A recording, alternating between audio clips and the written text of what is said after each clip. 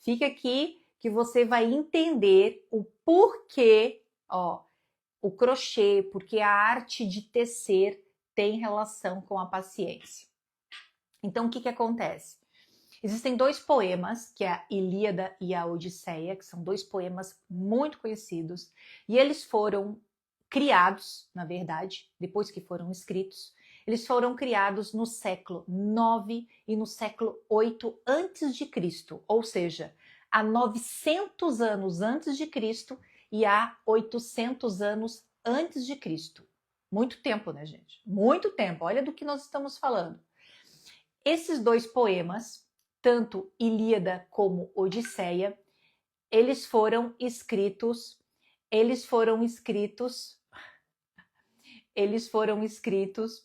na verdade não foram escritos, eles foram criados por meio de uma tradução oral, tá? Por meio de uma tradução oral. O que seria essa tradição oral, esses poemas? Eram falados de boca a boca, tá? De boca a boca. E a equipe estava me chamando aqui, acabou me distraindo. Só um momentinho. Deu. Tudo bem, equipe? Tudo bem, a equipe está me chamando aqui. Ok, estou no ao vivo com as minhas alunas. Para os grupos que estão chegando aqui, vamos entender o que a arte de crochetar, ó, a arte de tecer tem a ver com a paciência, ó. O que a arte de crochetar, de tecer tem a ver com a paciência, tá? Tem tudo a ver. Fique aqui que a gente vai entender.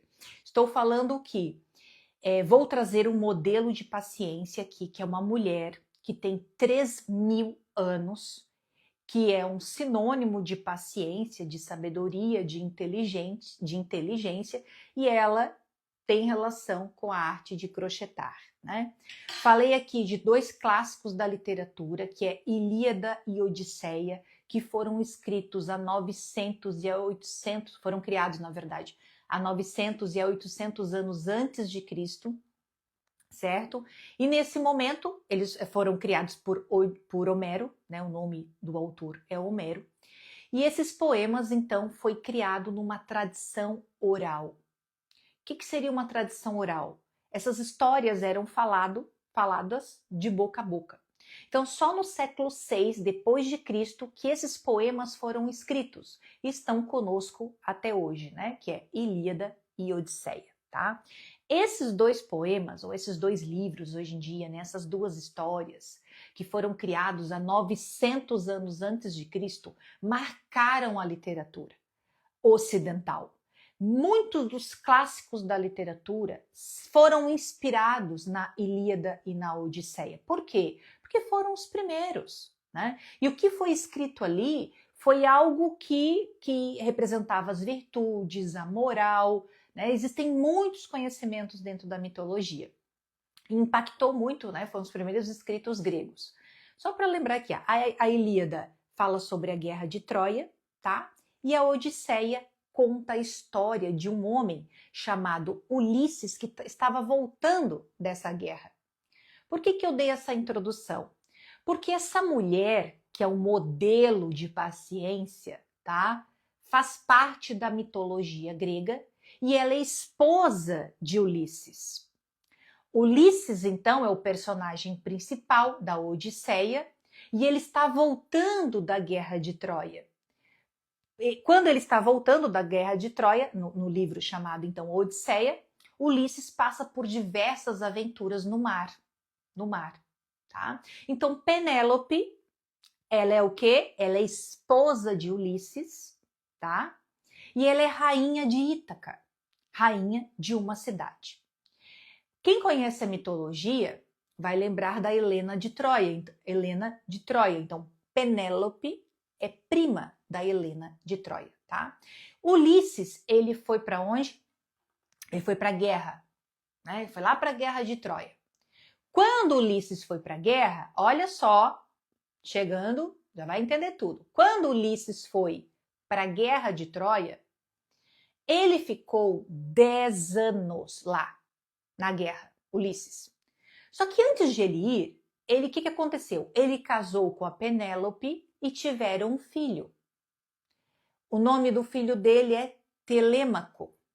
Então, quando ele foi para a guerra, Telêmaco era um bebezinho. Então, ele ficou 10 anos na guerra. 10 anos. E quando ele voltou da guerra, que daí é descrito isso no livro Odisseia, Ulisses levou 10 anos para voltar, porque ele passou por diversas aventuras no mar. Ou seja, Ulisses ficou 20 anos fora de casa.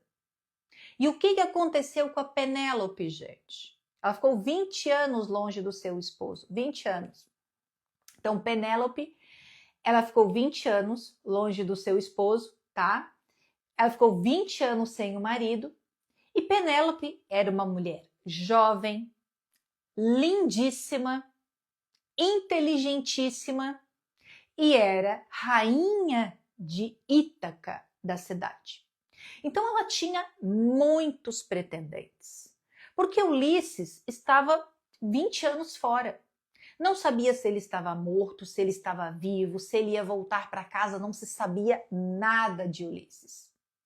E Helena, né, rainha de Ítaca, linda, jovem, inteligente, começou a ter muitos pretendentes. Ela era muito assediada.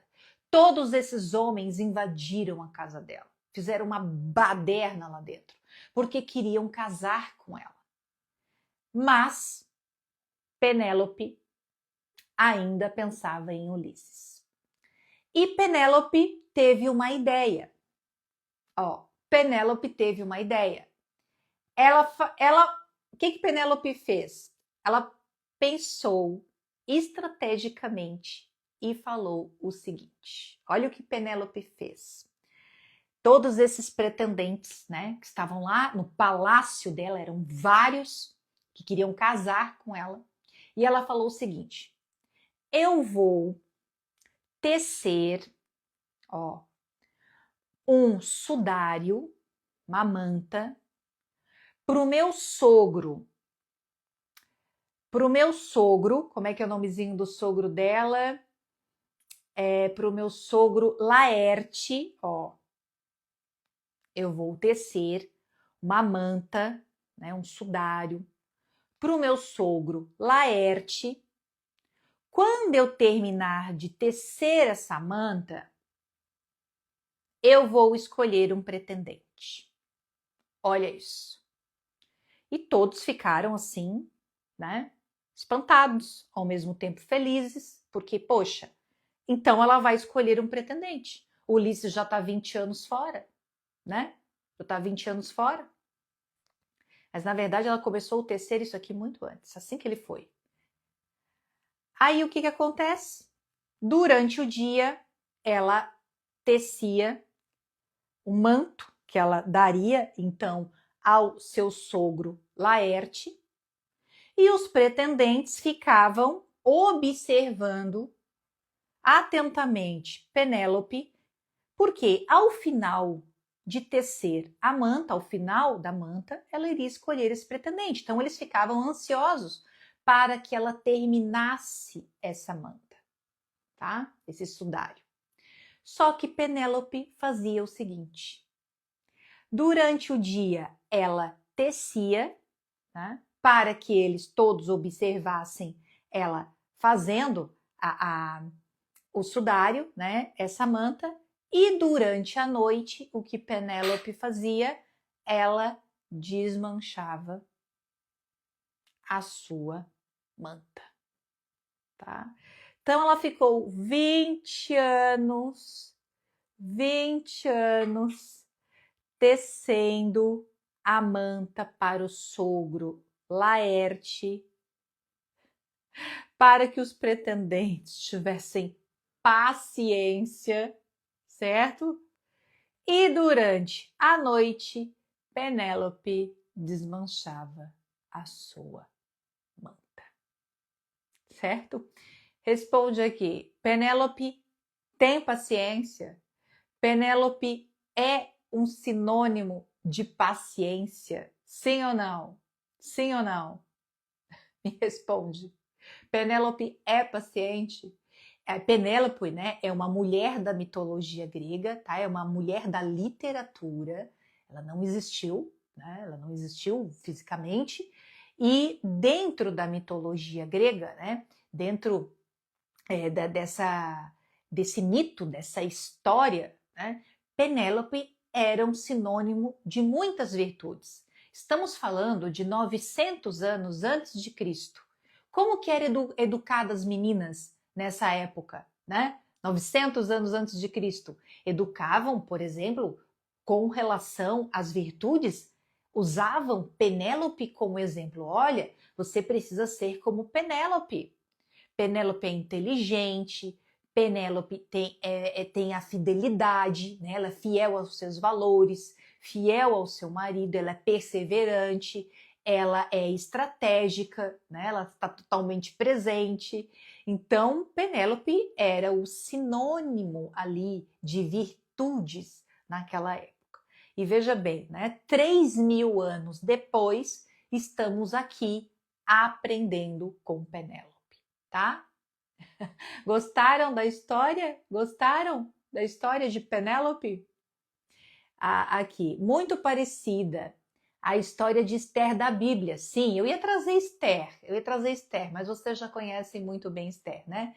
Então, achei interessante trazer Penélope, né, que é uma mulher muito famosa na mitologia grega. E é importante a gente lembrar que sem a mitologia não existiria filosofia. Sem mitologia não existiria psicologia. Sem a mitologia não existiria muitas áreas da ciência. Então, bom a gente trazer esses conhecimentos elevados, esses conhecimentos clássicos, né? Para que a gente possa aqui ter a maior diversidade de conhecimento possível. Tá bom? Que bom que gostaram. Prof, ficou ótima com crochê. Achou, Lu? Olha aqui, ó, o tamanho da minha manta, ó. Então, o que é a paciência, né? Então, usei essa abertura aqui para a gente falar da Penélope. Eu vou trazer Penélope também ao longo da aula aqui. Então, a paciência ela é uma virtude, tá? A paciência é uma virtude. O que é uma virtude? As pessoas às vezes, poxa, o que é uma virtude? A virtude tem um conceito bem bonitinho assim, né? Que é um hábito que começa dentro e termina fora. Sim, é um hábito que começa dentro e termina fora.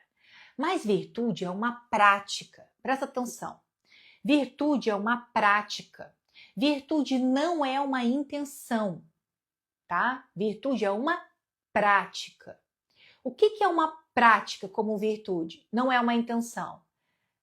É o seguinte, você diz, eu sou paciente. Tá, essa é uma intenção. Mas qual é a sua ação? Você é paciente?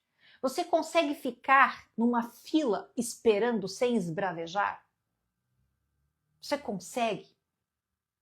Tá? Não é uma intenção, ela é uma prática. Você vai provar as suas virtudes no ato concreto. Presta atenção, porque falar de coisas elevadas é sempre muito bonito, mas a sua virtude ela é provada no ato concreto, quando chega às circunstâncias. Não é verdade? Falar é tão bonito. Eu sou virtuosa, né? Eu sou modesta, mas tá sempre esperando um contatinho. Tá sempre esperando um olhinho brilhando ali para você, tá? Isso se prova no ato concreto, certo? Não pode ser uma intenção. Não pode ser uma intenção. Por exemplo, Penélope, ela provou a sua paciência, concorda? No ato concreto. Ela ficou 20 anos. Ela ficou 20 anos tecendo uma manta. Ninguém vai perguntar se Ulisses voltou? Ninguém vai perguntar? Ninguém vai perguntar se Ulisses voltou, gente. Depois de 20 anos ele voltou. Tá? Então ela ficou 20 anos. Penélope é paciente? Penélope é paciente, porque ela prova no ato concreto quando chega a circunstância. Tá? Guarda isso. Guarda isso. Falar de coisas elevadas é sempre muito bonito. Guarda isso. Mas será que eu provo a minha virtude no ato concreto? Quando chega a circunstância? Será? Ó, a Madalena perguntou. Ele voltou. Sim, Ulisses voltou depois de 20 anos, tá? Ele voltou para Penélope, para o seu amor.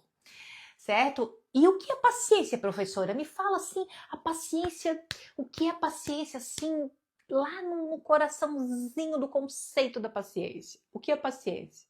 Escreva isso aí. Escreva, inclusive, no seu livro da vida, né? Se você é aluna do Castelo Interior, você tem o seu livro da vida, que é aí o seu caderno espiritual, onde você realiza todas as suas atividades práticas.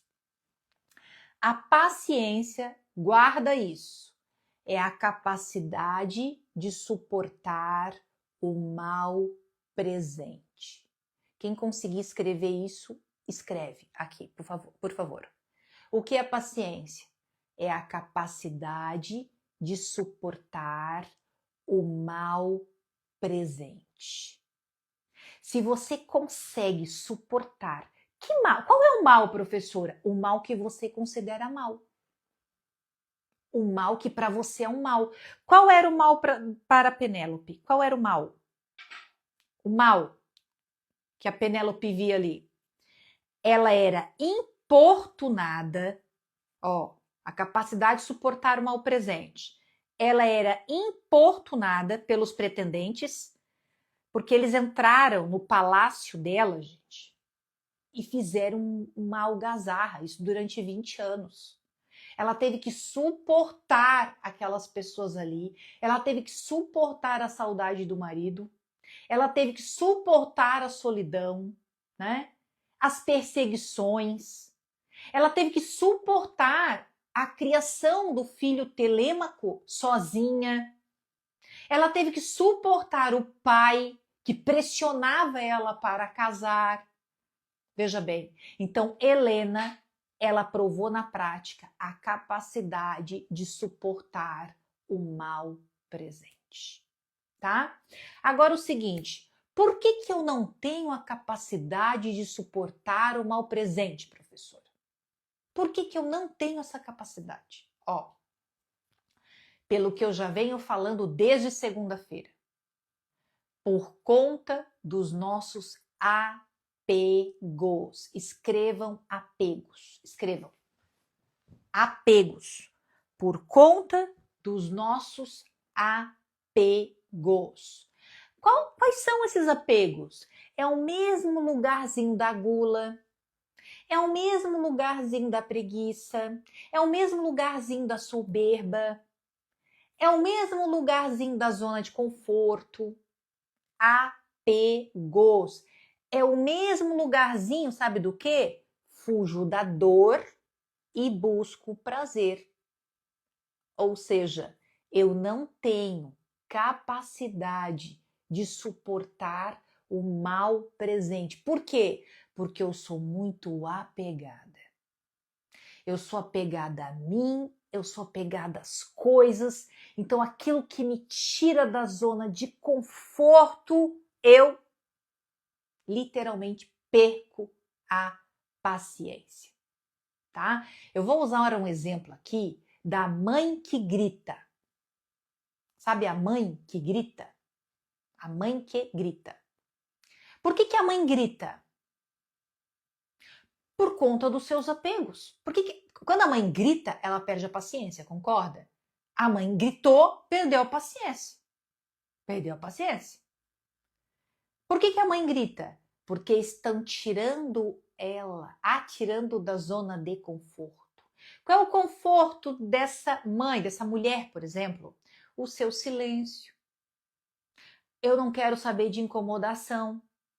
Não me traga problemas. O filho chama mãe. Quando o filho chama mãe, o que já vem no nosso coração? O que já vem no nosso coração? O filho falou, mãe, o que já vem no nosso coração? alguma coisa para resolver.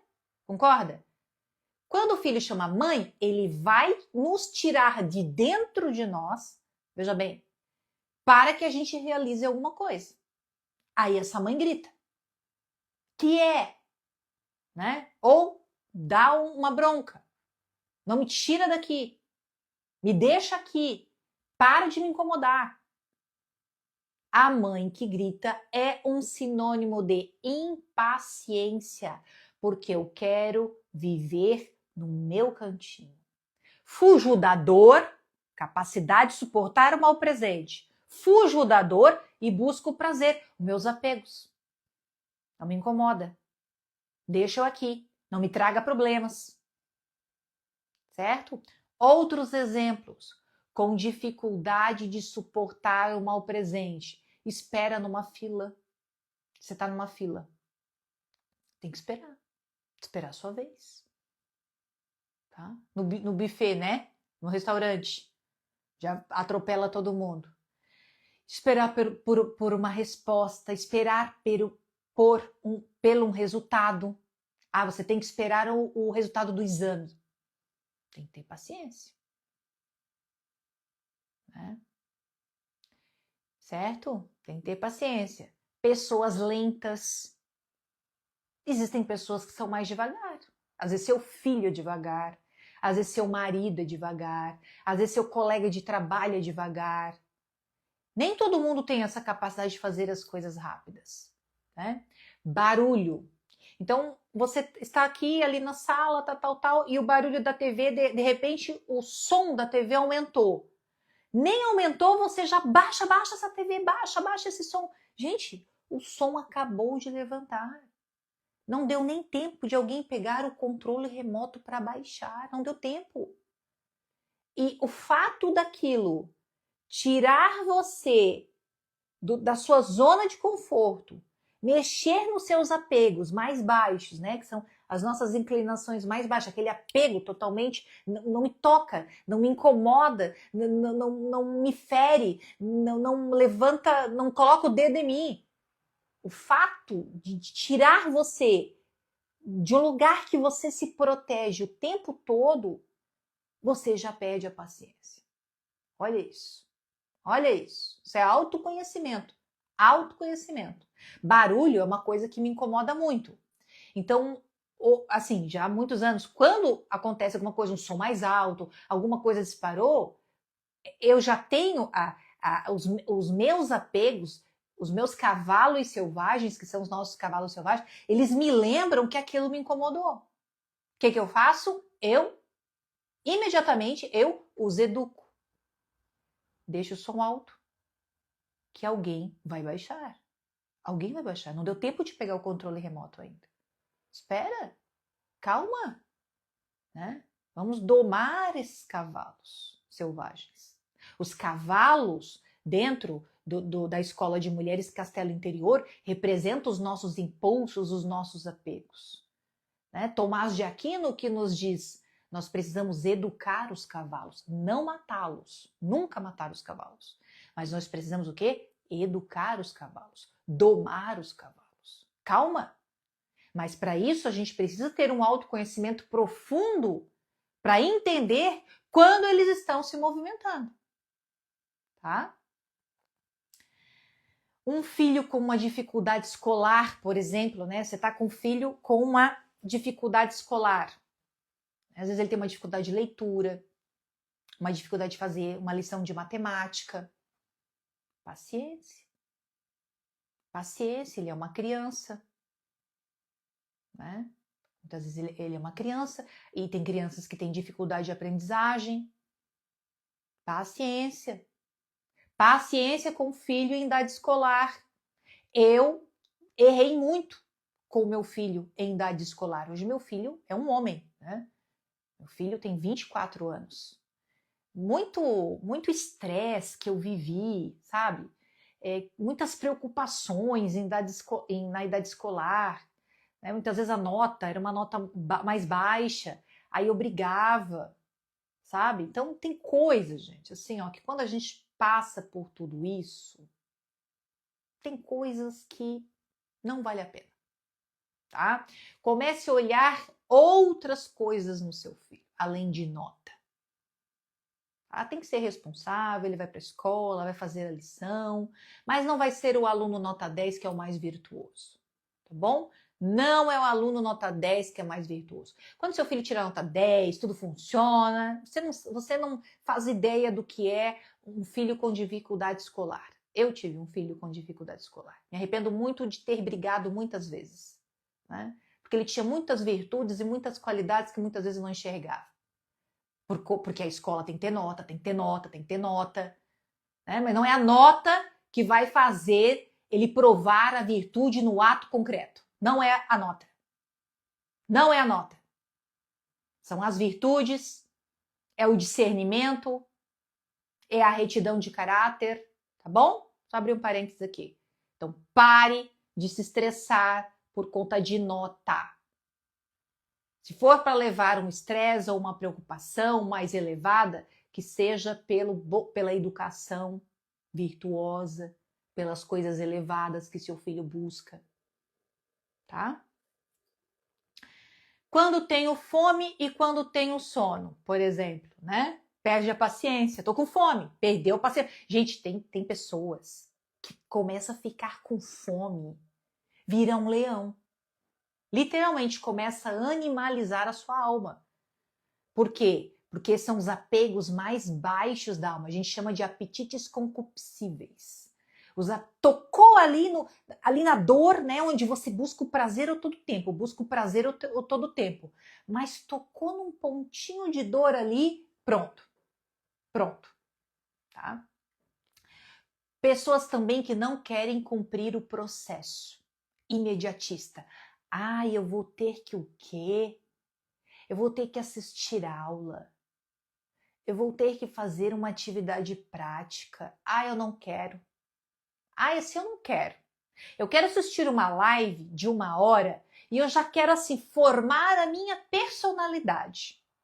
Eu tenho 45 anos. Né? Hoje eu sou professora na área de desenvolvimento humano. Trabalho com a base da filosofia tomista. Vocês acham que eu cheguei até aqui para ensinar essas coisas elevadas com preguiça de estudar? Com preguiça de ler? Isso não existe, gente. Isso não existe. Os caminhos curtos, presta atenção. Os caminhos curtos, eles não existem. A vida não é um tiro curto. A vida é uma maratona. Uma maratona. Tá? Nada vai vir fácil. Vai dar tudo certo. Vai dar tudo certo. É mentira. Não vai dar tudo certo. É mentira. Vai dar muita coisa errada. E você vai ter que viver os processos. Deu uma coisa errada, o que a gente faz? Paciência. Deu errado. Vamos ver onde é que a gente errou. A gente errou aqui, a gente errou. Vamos aprender com esses erros para não errar mais. Precisa viver os processos. Mas eu não tenho... Ou então, assim, tem uma motivaçãozinha, chegou ali no meio, perdeu a paciência. Capacidade de suportar o mal presente. Tudo no início é legal, é prazeroso, daqui a pouco perde o encantamento. Aí a gente vai na raça, a gente vai no propósito. A gente vai porque nós somos mulheres adultas. Tem que começar e tem que terminar. Não tem ninguém que vá... Não existe, presta atenção nisso. Ninguém que vai fazer nada por você. Existem coisas, desculpa, que você terceiriza. Mas mesmo você terceirizando, você tem que supervisionar. Supervisionar.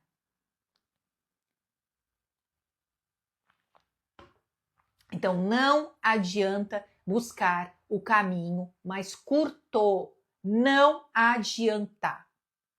Não tenho paciência. Vou ter que ler o livro, quantas páginas? 400 páginas. Não tenho paciência. Capacidade de suportar o mal presente. Já vamos entrar um pouquinho mais nisso aí, tá? Não tenho paciência com o meu marido.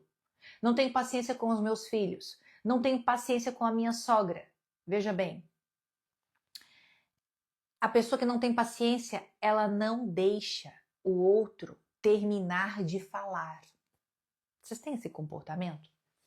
Volta e meia eu tenho um acordo com o meu marido. A gente tem um acordo, tá? Volta e meia a gente reforça esse acordo, que é deixar o outro falar até o final.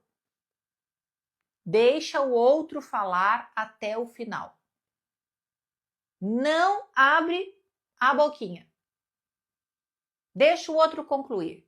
É muito deselegante.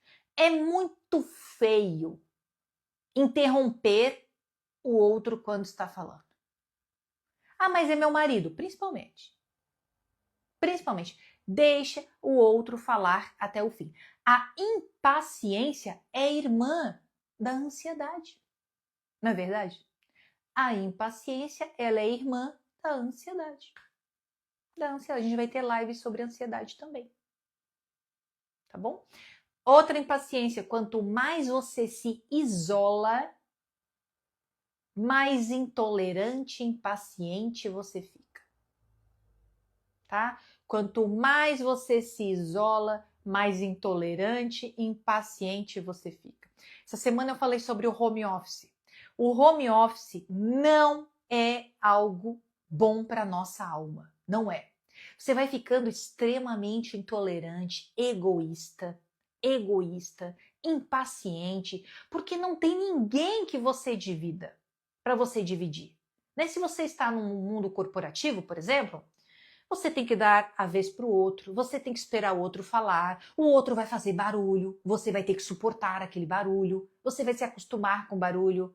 No home office, cada vez mais isolado, você não suporta mais nada. Um barulho, uma interrupção, isso, aquilo. O home office não é saudável. Não é saudável. Hoje eu trabalho em home office e tento fazer de tudo para estar em contato com pessoas, trabalhar fora do escritório, né? Estou cada vez mais desenvolvendo atividades porque o home office não é saudável. Não é saudável. Quanto mais isolada, mais intolerante você fica. E essa historinha, que tem muito desses conteúdos na internet, ai, não gosto de gente, o meu, como é que se diz, a minha tolerância social, como é que chama? A minha tolerância social é curta, enfim, um termo semelhante a esse, né?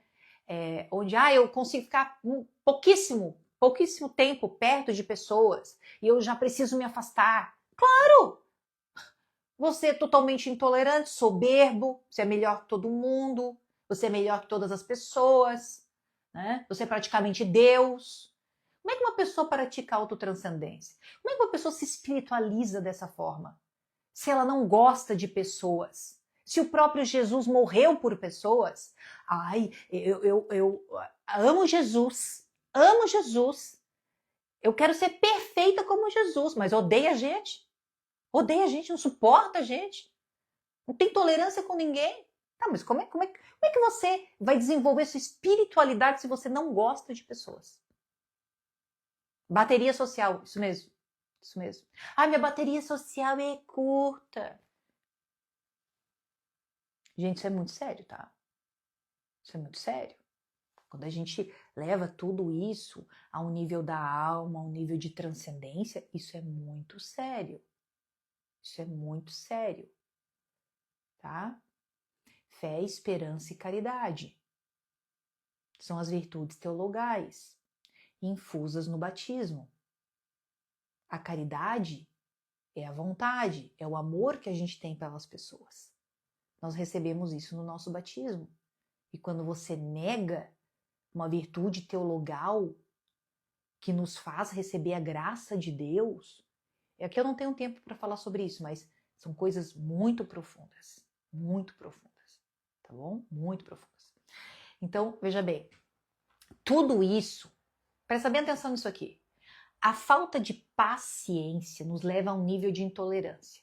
O que constrói na gente? Um nível de inconsciência.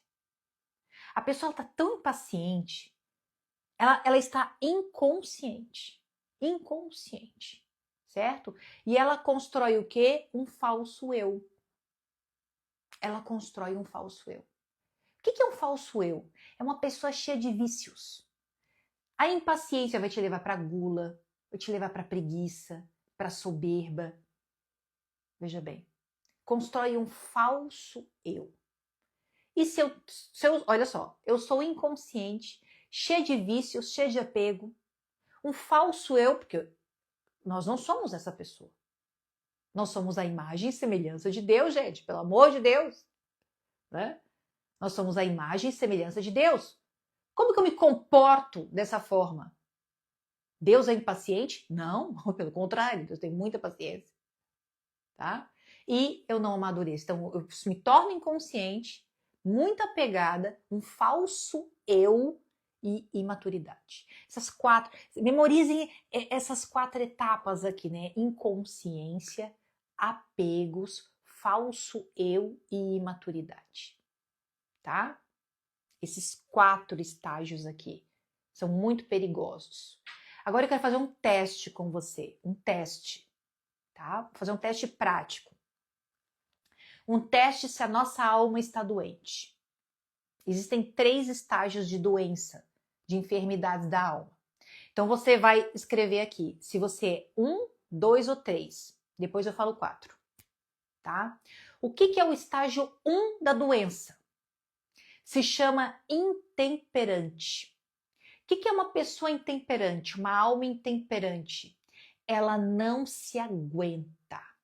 Vamos falar assim de você retrucar, né? De você gritar, de você falar, de você ser muito frontal. O que é a pessoa intemperante? Falou uma, falou 2. Bateu, valeu.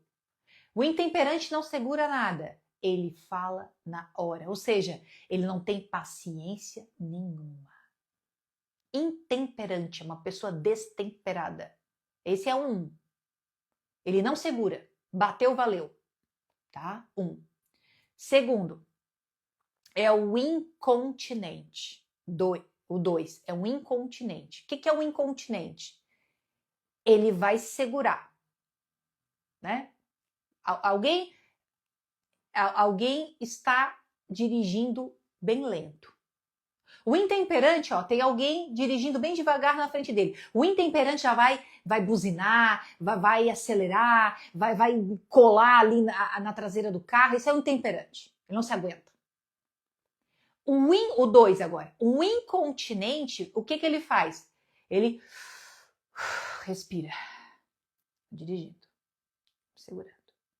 Só que chega um momento que ele bate na buzina. Ele não se aguenta. Ele segura, mas tem um momento que ele não se aguenta. Ele não consegue segurar muito tempo. Ele força, mas ele cede. Esse é o incontinente, 2. E o 3? O 3 ele dirige, ele se segura, ele se mata por dentro, mas ele não perde. Mas ele se mata por dentro, tá? Esse é o continente. Então, o primeiro é o intemperante, ó. O primeiro é o intemperante. Vai buzinar, vai acelerar, vai ficar todo estressado, vai perder toda a paciência. É um escandaloso. É um escandaloso. O 2, ele segura. 2 é o incontinente. Ele segura, mas ele não se aguenta e ele vai buzinar. Ele segura, mas ele vai se perder, ele falha. Ele falha. Sabe o que é o 2, o incontinente? É aquele que fala assim de coisas elevadas. Mas no ato concreto, ele se perde. Esse é o 2. E o terceiro, ele se aguenta. Se aguenta. Mas ele se mata por dentro.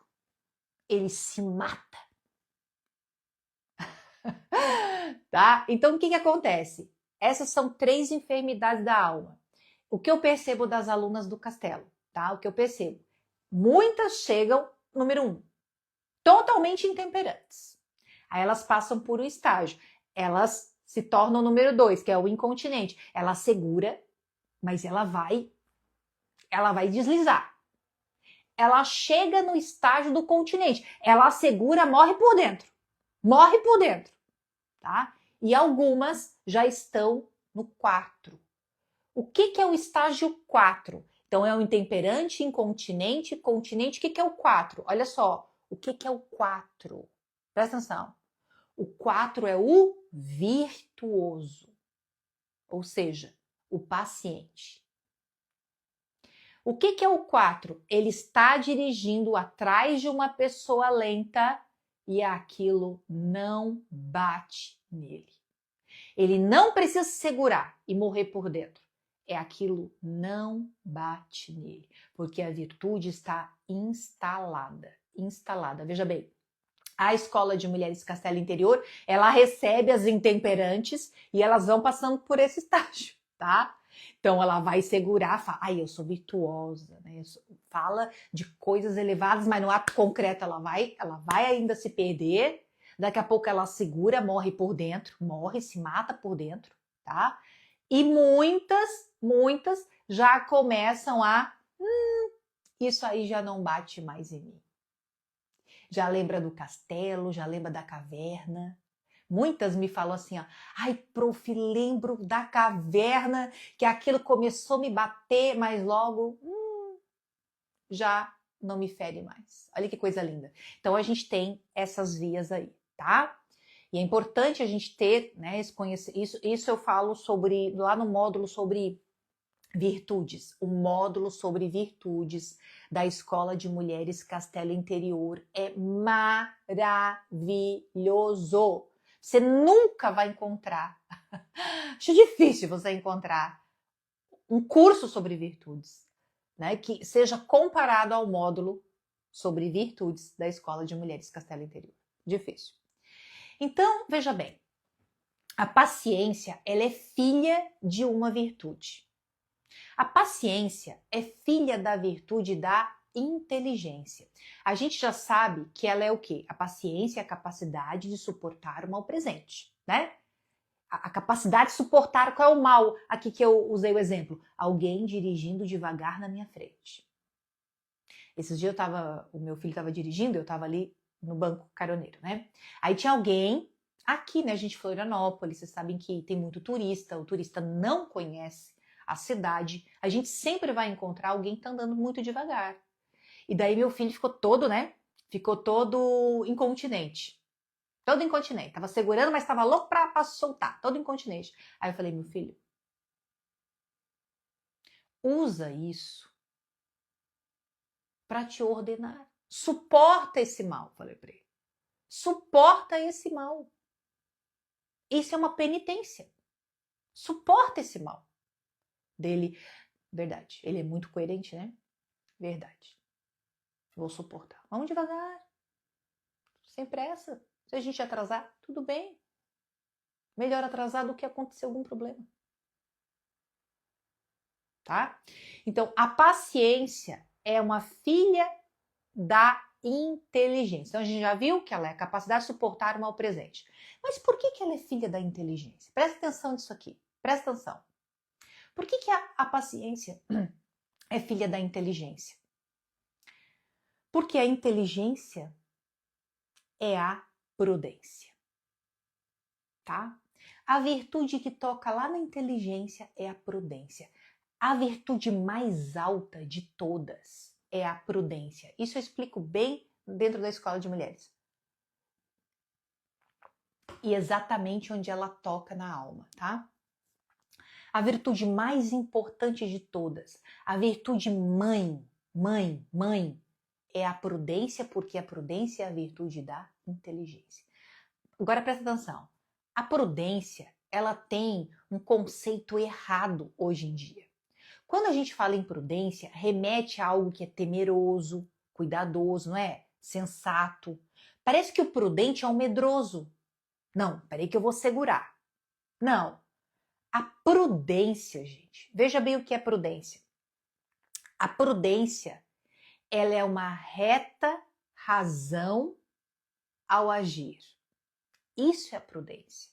É uma reta razão ao agir.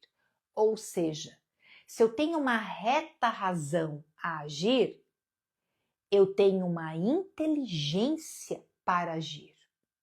Veja bem, eu tenho um discernimento para agir. Se a prudência é a virtude da inteligência, eu preciso pensar antes de agir. Guarda isso, escreve aqui. Reta razão ao agir. Essa é a prudência. Reta razão ao agir. Então pensa bem, se eu vou ter uma atitude, né? O exemplo, o filho me chamou. O filho me chamou. Se eu não tenho uma reta razão, se a minha inteligência ela não está ordenada à verdade, à realidade, se a inteligência não é o centro da minha personalidade, se ela não é, eu vou sentar os cachorros. Por quê? Porque o centro da minha personalidade são as minhas emoções. Então, quando eu estou agindo por emoção, eu não estou agindo pela razão, pela minha inteligência, onde a mãe é a prudência. Certo? Então, a falta de paciência é a falta da reta razão ao agir.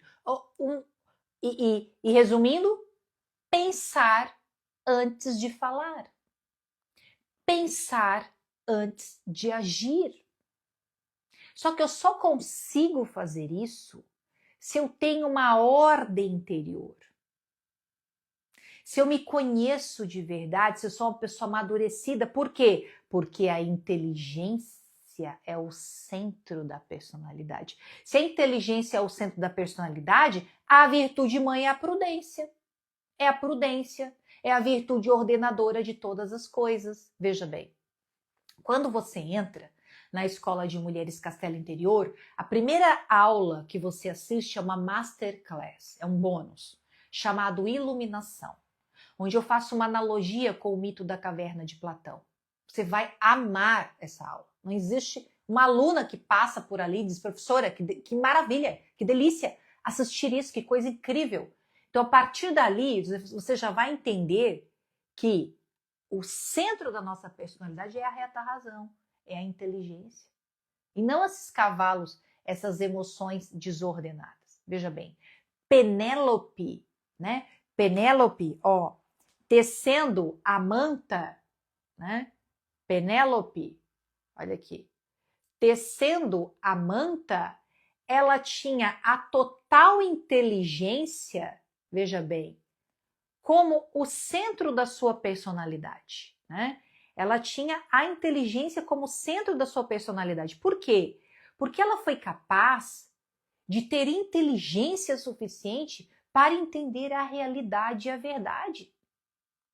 A pessoa que não tem a inteligência como centro da sua personalidade, ela não consegue entender a circunstância.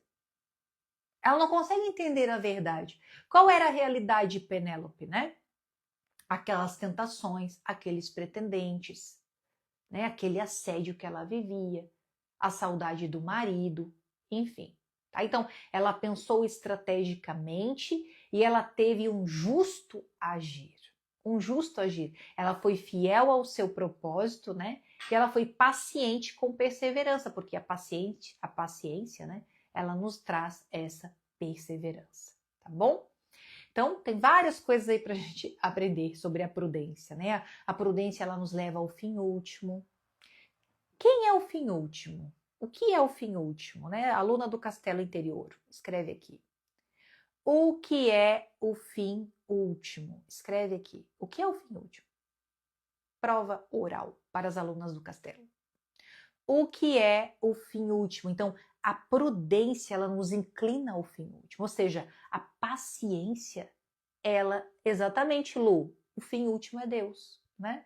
A prudência, isso, Camilinha. Olha as alunas do Castelo aqui, ó. Coisa linda, Kelly, querida. O fim último é Deus. Exatamente. Então, a prudência, as virtudes ordenadoras nos inclinam ao fim último.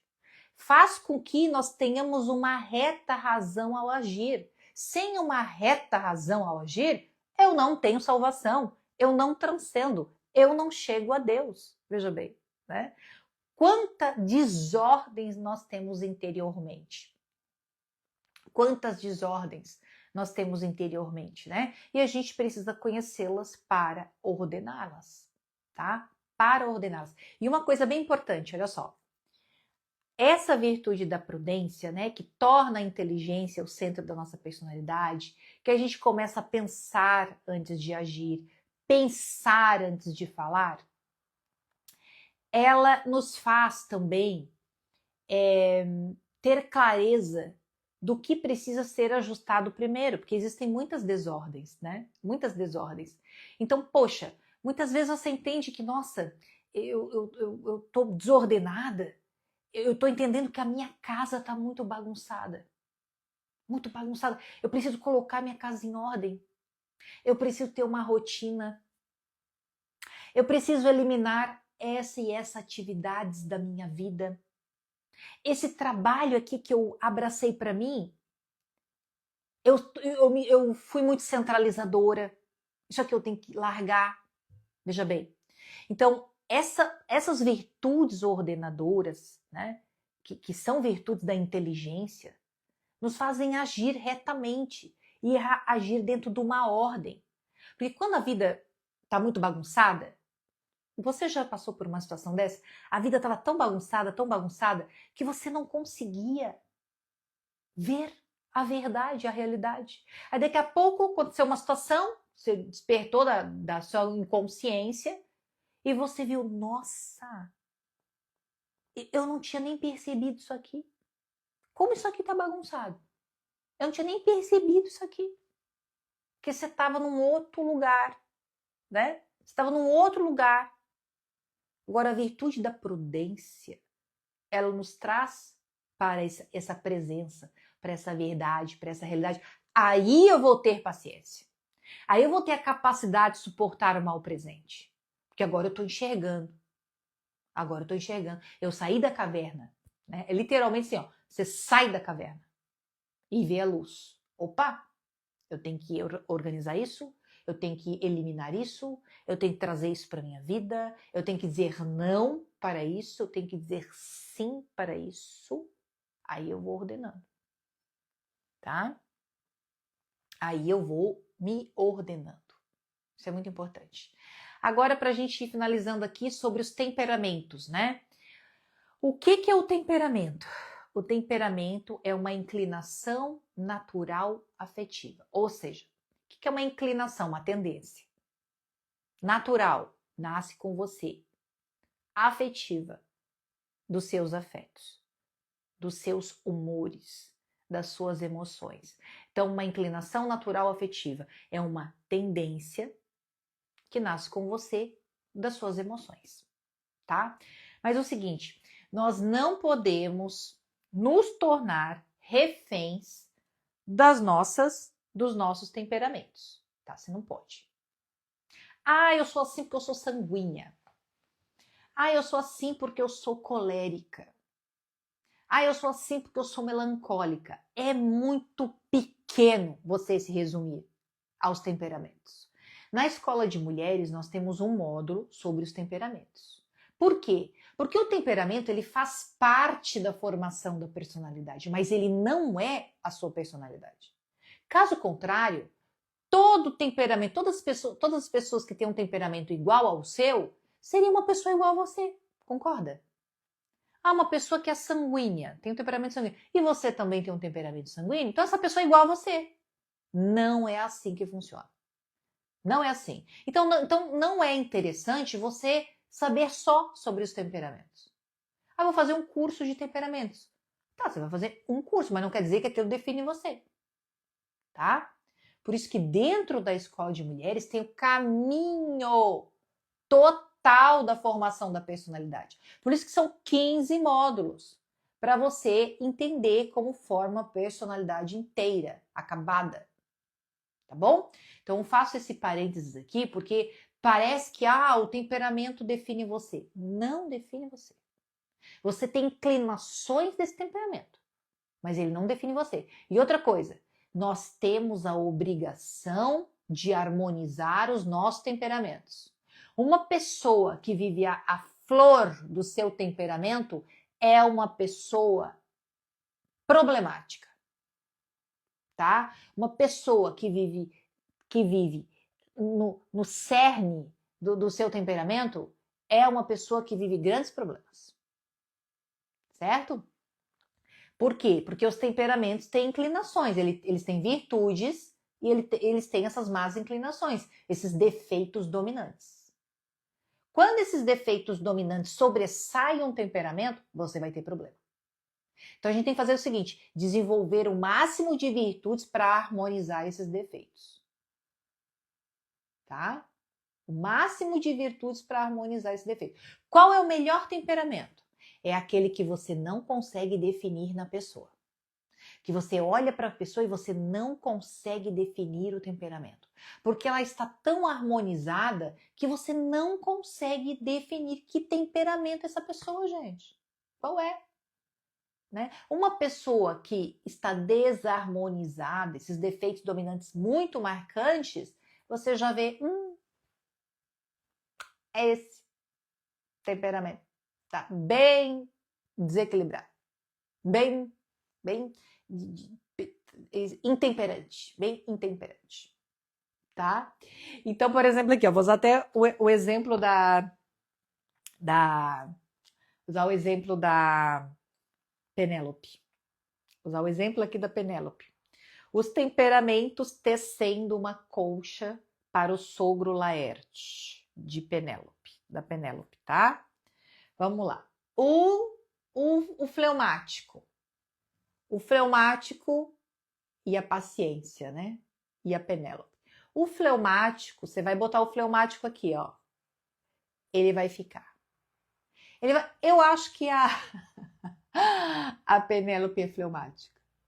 É fleumática, porque ela ficou 20 anos tecendo. O que vocês acham? A Penélope é fleumática.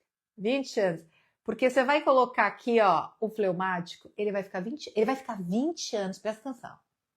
Ele vai ficar 20 anos encostadinho aqui, ó. Você vai colocar isso aqui na mão dele. Ó, tó. Vai ficar na mão dele. Ele vai ficar aqui 20 anos. 20 anos fazendo a coxa. 20 anos. Só que ele não vai desmanchar. A Penélope ainda desmanchava. A Penélope ainda chegava à noite, ela desmanchava. Ela desmanchava, né? Mas o fleumático não. Ele vai ficar, ele vai ficar, ele vai ficar, ele vai ficar. Ele tem paciência. Sabe por quê? Porque ele adora o cantinho dele.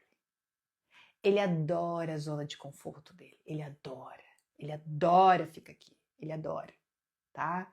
Isso é um grande problema. Eu já falei das qualidades, ele é diplomático. Tem muitas qualidades, né, gente? Todos os temperamentos têm muita qualidade. Ele é diplomático, todo mundo gosta dele. Ele sabe se colocar no lugar certo. É porque ele não é frontal. Ele não... O temperamento fleumático, ele não gera ameaça. Ele não gera ameaça. Então, as pessoas gostam dele, né? Você acha que a Penélope é melancólica? Aqui, ó. Ah, estou assim, vó. Alô, tu é fleumática, Lu? Tu vai ficar aqui, ó. Só aqui 20 anos fazendo isso aqui, ó. 20 anos, tá?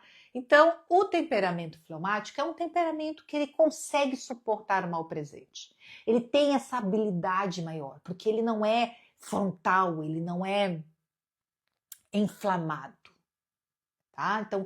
Então perceba, apesar do fleumático, isso é um defeito forte dele, a zona de conforto, tá? Porque muitas vezes se ele é um empreendedor, por exemplo, se o fleumático é um empreendedor, a zona de conforto para ele é um perigo, porque a empresa ela está pegando fogo e ele está aqui. Ele está aqui, ó, 20 anos. Ele está aqui. Tá? Então, ele pode colocar em risco, essa zona de conforto, ele pode colocar em risco muita coisa na vida dele. Tá? Então, o fleumático, ele tem que ter sempre alguém que traga um exemplo para ele. Tá? Ele tem que ter um bom exemplo. Ele tem que olhar, sabe para quem? O fleumático, ele tem que olhar para o esposo, para o marido de Penélope, para Ulisses. Porque Ulisses é assim, admirável. A força, a coragem, sabe? A perseverança, os valores. Né? Levou 20 anos para voltar para casa, passou por várias adversidades e voltou. Então tem que olhar para essas pessoas disruptivas. Que daí o que ele vai fazer? Aí ele larga a colcha e vai agir. Tá? Isso é uma orientação para o fleumático bem importante. O melancólico. Melancólico, ele vai descer. Olha o melancólico. Você vai entregar para o melancólico. O melancólico vai fazer assim, ó. Peraí. Ele vai medir, porque ele tem que fazer tudo perfeito, né? Aí ele vai fazer assim, ó.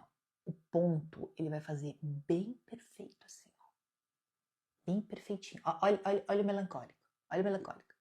Tem que ser um do... Não ficou bom. Não ficou bom. Não ficou bom. Peraí que eu vou fazer tudo de novo. Vou desmanchar, vou fazer tudo de novo. Ele vai ficar aqui naquele perfeccionismo dele. Ele vai ficar aqui, ó. Naquele perfeccionismo dele. Ele vai fazer a manta pro sogro. Vai fazer a manta. Aí ele vai fazendo tudo perfeito. Aquele ponto perfeito. Pensa no ponto perfeito. Pensa. Só que chega um momento, olha o melancólico, chega um momento que ele não vou conseguir. Não vou conseguir. A Camila rindo, ó, porque é ela todinha de certo. Aí ele diz, não vou conseguir. Não vou conseguir, não vou conseguir, não vou conseguir. Por que que eu inventei isso aqui? Por que que eu inventei de fazer uma manta? Por quê? Eu não vou conseguir ficar 20 anos fazendo isso. Então, o melancólico chega um momento que ele perde a esperança. Ele perde a esperança. Aí chega um momento que ele perde a força. Ele começa a ter uma baixa autoestima. Só que é o seguinte, ele não desiste, tá? Ele não desiste. Ele vai até o final. Perfeito. Perfeito. Ele vai até o final. Só que ele vai até o final sofrendo, morrendo por dentro. Sabe o continente? Ele vai morrendo por dentro. Vai morrendo. Morrendo. Mas ele vai. Tá? Ele vai. Então tem essa coisa assim de ele sofrer. De ele sofrer por... Claro que, gente, a gente sempre fala assim, ó, o sofrimento da pessoa é o sofrimento da pessoa. Tá? O sofrimento da pessoa é o sofrimento da pessoa. Então, ai, que bobagem, que coisa idiota. Sofrer por isso, que coisa ridícula. Isso nem é problema. Sim, esse não é um problema para você. Mas dentro da cognição daquela pessoa, aquilo é um problema enorme. Tá? E claro, a gente tem que olhar as coisas pela luz também da inteligência. Existem coisas que não são catástrofes. Não são catástrofes. Mas para aquela pessoa é uma catástrofe. Tá? Então o melancólico, ele perde muito tempo ao invés de curtir mais a viagem. Sabe? Curte mais a viagem. Curte aqui, ó. Fazer a colcha. Curte. Pode ser legal. Pode ser bom, uma experiência boa. Vai ter uns pontinhos que vai sair errado. Vai ter uns pontinhos que vai sair errado. Olha aqui, eu dei até um nó aqui, ó. Ai, meu Deus, acho que eu não sou melancólica. Acho que eu não sou, porque eu já estaria sofrendo com esse ponto errado aqui, ó. Fez um nó aqui, ó. Tá? Então, assim, poxa, melancólico. Olha como melancólica. Como a gente tem que se ordenar, né? Pra gente curtir mais a viagem. A gente passa a vida toda viajando. O destino é muito longe. O destino demora muito, muito, muito, não é verdade? O destino demora tanto para chegar, tanto para chegar, e você acaba perdendo tanto tempo com coisas que não deveriam ter esse tamanho todo, tá? Então, o melancólico tenha paciência, mas se der algum probleminha errado, poxa vida, aí ele vai sofrer de verdade, tá? Fiz um nó enorme aqui. Agora quem é? o sanguíneo. Ah, o sanguíneo. O sanguíneo vai fazer a paciência do sanguíneo. O sanguíneo vai fazer um sudário para o seu sogro Laerte. Ó o sanguíneo. Ó o sanguíneo, sem nem fazer. Ó o sanguíneo, ó o sanguíneo. Vou fazer tudo. Fazer tudo. O que é aquilo ali? Ai, o que é aquilo ali? Nossa, que legal! Vou lá, que lá ele deve ser muito mais legal. Sanguíneo seja. Ele é todo empolgado, mas apareceu um negocinho para ele ali, ele já esquece tudo. Ele já se dispersa, porque ele age por motivação imediata. O sanguíneo é assim? Ele fica assim, nossa, que legal, nossa, que é muito legal, gente, como é que eu nunca fiz isso aqui? Mas ele tá de olho em tudo, ó. Ele tá de olho em tudo. Ele tá aqui, mas ele tá de olho em tudo. Daí a paciência dele, assim, nossa, que é muito legal, mas isso aqui já tá chato. Aí você tem que fazer isso aqui, até o final. E lá, não, eu quero mais fazer isso aqui. Vai lá e já se dispersa, já, bendita distração, já se dispersa, ele já vai estar em outro movimento.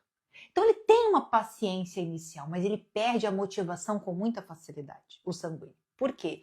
Porque ele olha demais, ele escuta demais, ele come demais, ele toca demais, ele sente demais. Então todos os sentidos dele é aflorado. Isso, gente, gera uma procrastinação, não termina o que começa. Ó, o temperamento sanguíneo, ele precisa se formar. O temperamento sanguíneo, ele tem que entrar na escola de mulheres. Ele tem que focar na escola de mulheres. Ele tem que assistir todas as aulas. Ele tem que fazer, as atividades do livro da vida. Ele tem que participar das mentorias que eu faço todo mês. No início da primeira turma, eu falei o seguinte: almas femininas, foca na escola. Não faz nenhum curso esse ano. Não compra mais nada. Até eu tenho uma livraria online, né? Eu vendo livros. E eu disse várias vezes para minhas alunas: não compra livro. Eu tenho que divulgar os livros, porque nem todo mundo é minha aluna no direct. Mas não compra livro. Fica quieta. Faz as atividades. Foca. Fica um ano na escola de mulheres. Um ano estudando aqui. Um ano desenvolvendo as atividades. Um ano todo mês participando das mentorias. As mentorias são maravilhosas. Maravilhosas. O aluno não se sente sozinho. Não faz nada. E o sanguíneo, gente, tem que ser assim, tem que ser amarrado. Amarrado. Ah, tá na escola de mulheres, aí compra um curso, para de comprar. Para. Dentro da escola tem tudo. Toda a formação tá ali. Tem tudo. E ainda tem o meu acompanhamento. Certo? Então o sanguíneo tem que ficar quietinho. Não compra mais nada, não compra livro, não compra curso, fica quietinho aqui dentro. No início da turma eu falei isso. Algumas foram fiéis até o fim, que agora setembro, né, fecha um ano da primeira turma. Foram fiéis até o fim. É melhor fazer o da escola de mulheres? Os dois, tá? Existem 2 cursos, a escola de mulheres e o relicário. O relicário é para organização. Só que o relicário é curtinho, você faz ele em 15 dias, tá? Mas a escola de mulheres é o principal.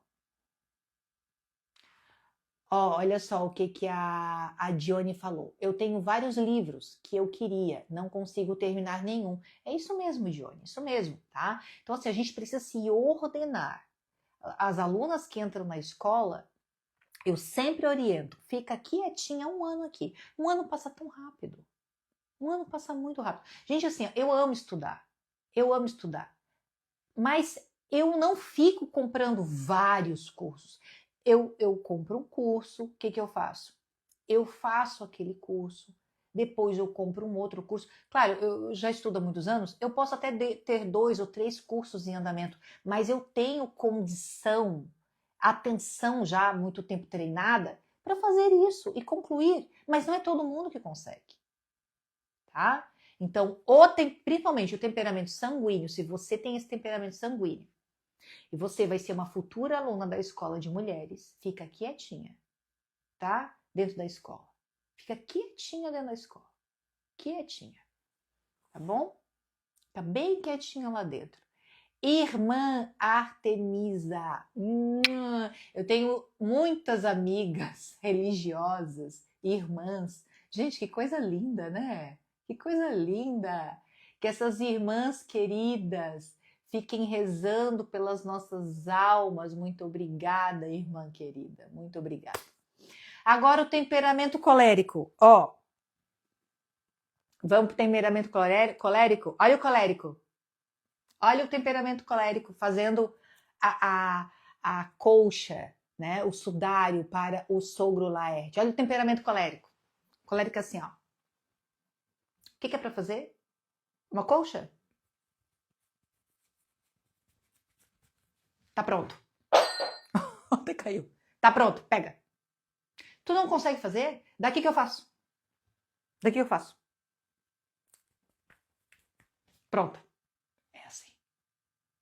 É um fogo. Se ele faz imediatamente, ele faz rápido, ele entrega rápido, ele faz o dos outros, ele faz mais rápido que todo mundo, porque ele vive na competição. Ele faz. Ele faz. Fora do normal. Ó, essa sou eu, ó, a Lady. Tu é assim, Lady? Deixa que eu faço. Ah, é pra fazer em grupo? É pra fazer em grupo? Mas eu vou ser a coordenadora do grupo.